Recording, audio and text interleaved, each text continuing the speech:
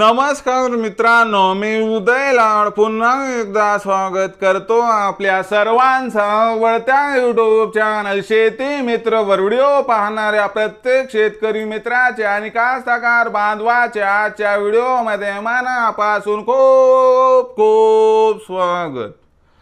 मित्रांनो, thumbnail पाहितलं, title वाचलं होय मित्रांनो। सामान्य कापूस उत्पादक कास्तकार बांधवांसाठी सर्वात महत्त्वाची अपडेट की आता 15 जून पर्यंत देशांतर्गत बाजारामध्ये असे राहणार कापसाचे बाजार भाव।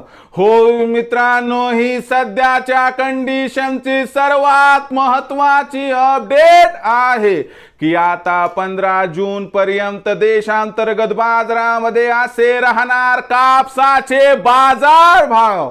मग 15 जून पर्यंत आता देशांतर्गत बाजारामध्ये कसे राहणार कापसाचे बाजार भाव, या प्रश्नाचं अचूक उत्तर जाणून घेण्यासाठी आपण सर्वांनी हा व्हिडिओ आता सुरुवातीपासून शेवटपर्यंत पाहावा। हा व्हिडिओ सुरुवातीपासून शेवटपर्यंत पाहत असताना जर आपल्याला मनापासून आवडला तर जरूर या व्हिडिओला या ठिकाणी एक लाईक करा। जास्तीत जास्त कास्तकार बांधवांपर्यंत हा व्हिडिओ पाठविण्यासाठी या व्हिडिओला या ठिकाणी जरूर शेअर करा। सबस्क्राइब करून जरूर नोटिफिकेशन बेलला ऑल करा, यामुळे येणारा प्रत्येक व्हिडिओ हा आपणास या ठिकाणी मिळत राहतो।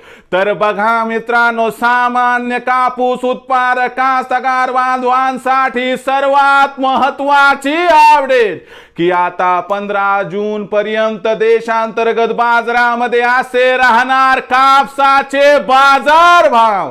पण 15 जून पर्यंत आता देशांतर्गत बाजारामध्ये कसे राहणार कापसाचे बाजार भाव, या प्रश्नाचं अचूक उत्तर जाणून घेण्यासाठी सध्या देशांतर्गत आणि आंतरराष्ट्रीय बाजारामध्ये काय आहे कापसाची बाजार भाव पातळी, सध्या देशांतर्गत आणि आंतरराष्ट्रीय बाजारामध्ये काय आहे कापसाची मागणी आणि पुरवठ्याची स्थिती, या सर्वांचा 15 जून पर्यंत कापसाच्या भावावरती परिणाम कसा होणार आणि या परिणामामुळे अखेर 15 जून पर्यंत देशांतर्गत बाजारामध्ये कसे राहणार कापसाचे बाजार भाव, या प्रश्नाचं घेऊयात आता या ठिकाणी सविस्तर उत्तर।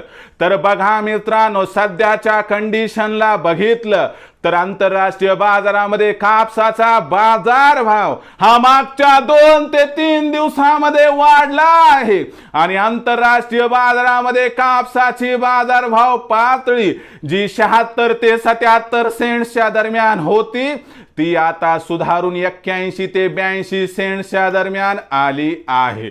जाणकारांच्या मते आंतरराष्ट्रीय बाजारामध्ये कापसाची बाजारभाव पातळी या परिस्थितीमध्ये राहिली तर याचा काही प्रमाणात देशांतर्गत बाजारामध्ये कापसाच्या भावाला आधार मिळताना दिसू शकतो।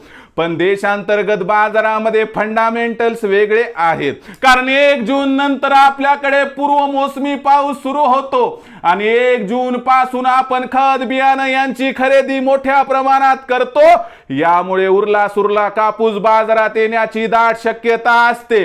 यामुळे मागणीपेक्षा पुरवठा अचानक वाढल्या कारणास्तव कापसाच्या भावात 1 जून पासून ते 15 जून पर्यंत आपल्याला 100 रुपयाची मंदी या ठिकाणी दिसली तर आश्चर्य वाटायला नको, असं या ठिकाणी जाणकारांचं इथं मत आहे।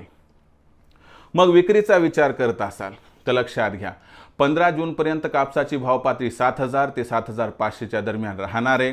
यामध्ये आपल्याला 7500च्या आसपास भाव मिळाला तर 50% कापूस विक्री करा आणि उर्वरित कापूस हा 15 जून नंतर जेव्हा कापसाची भाव पातळी थोडी वाढेल तिथं विक्री करा, ज्यामुळे होईल आपला फायदा। पण भविष्यात देशांतर्गत बाजारामध्ये कापसाचा भाव भयंकर वाढेल अशी काही शक्यता या ठिकाणी दिसत नाही।